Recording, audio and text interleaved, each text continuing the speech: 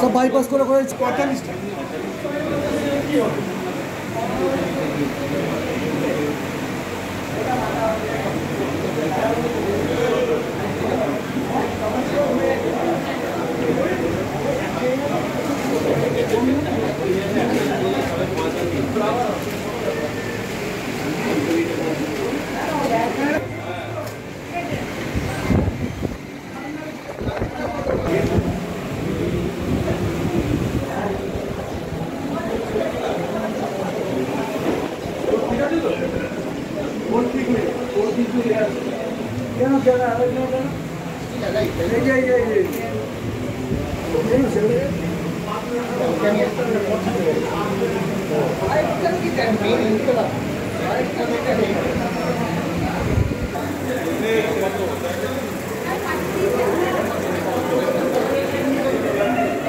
আজকে রক্তদান নিয়ে আপনি কি বলতে চান সুবীর বাবু?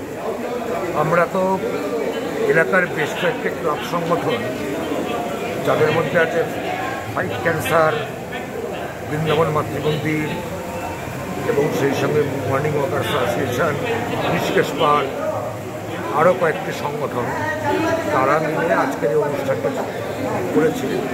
প্রতি বছরই এই রক্তদান অনুষ্ঠানটা আমরা করে যাচ্ছি করোনার পর। সম্প্রতি নির্বাচন শেষ হয়েছে এবং প্রচণ্ড গরম, এই জন্যে ব্লাড ক্যাম্প, রক্ত রক্তদানের অনুষ্ঠান অনেক কমে গেছে। সুতরাং এই পরিপ্রেক্ষিতে আজকের এই রক্তদান অনুষ্ঠানটা অত্যন্ত গুরুত্বপূর্ণ। আমরা আশা করছি অন্তত 70 জন, আমাদের যা রক্তদানের গতি, 70 জন মানুষ আজকে রক্তদান করবে এবং আমরা এলাকার মানুষের কাছে দায়বদ্ধ যে আমরা বিভিন্ন সামাজিক কর্মকাণ্ডের সঙ্গে এলাকার মানুষের যে রক্তের প্রয়োজন বা তার বাইরেও যদি তারা রক্তের প্রয়োজন হয়, তারা আমাদের কাছ থেকে কার্ড জোগাড় করে নিয়ে তারা কিন্তু এই রক্তটা পেতে পারবেন। এবং আমরা এই ধরনের রক্তদান অনুষ্ঠান প্রতি বছরই আমরা চালু রেখেছি এবং আগামী দিনে চালু রাখবো, এটাই আমাদের আশা। তো আপনি তো একজন প্রখ্যাত ক্যান্সার বিশেষজ্ঞ, আপনি অন্যদের উদ্দেশ্যে আপনি কী বলবেন রক্তদান সম্পর্কে? রক্তদান সম্পর্কে কী বললেন বুঝলাম না। আপনি অন্যান্যদের যারা সংগঠন তাদের উদ্দেশ্যে আপনি কী বলবেন রক্তদান নিয়ে? রক্তদানটা একটা মহৎ কাজ এবং রক্তদান করলে কারোর কোনো ব্যক্তিগত শরীরের ক্ষতি হয় না। রক্তটা কিন্তু কিছুদিনের মধ্যেই তৈরি হয়ে যায়। কিন্তু রক্তদান নিয়ে অনেক মানুষের অনীহা আছে। এই গরম ইত্যাদি ইত্যাদি নানা রকম কারণে লোকে হয়তো পিছিয়ে আছে। কিন্তু মনে রাখতে হবে যে রক্তই পারে একমাত্র রক্তের অভাব পূর্ণ করতে। অর্থাৎ কোনো মানুষ যদি রক্তের অভাব হয়, তার রক্ত ছাড়া কিন্তু আর কোনো আদব বিজ্ঞান আবিষ্কার করেনি যেটাকে তার সেই অভাবটা পূর্ণ করা যাবে।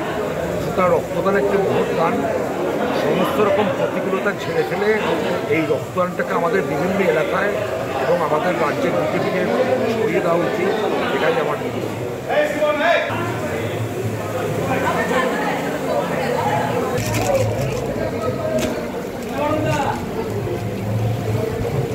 যে তুমি আজ রক্ত দিচ্ছ, তোমার কেমন লাগছে আগে বলো? প্রত্যেক বছরই দিই। হ্যাঁ, বিয়ে হওয়ার পর থেকে প্রত্যেক বছরই দিই। এটা তোমার কততম রক্তদান? এটা থার্ড টাইম। তাই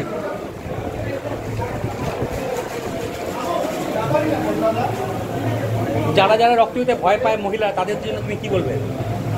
আমার রক্তটা দেওয়াটা উচিত।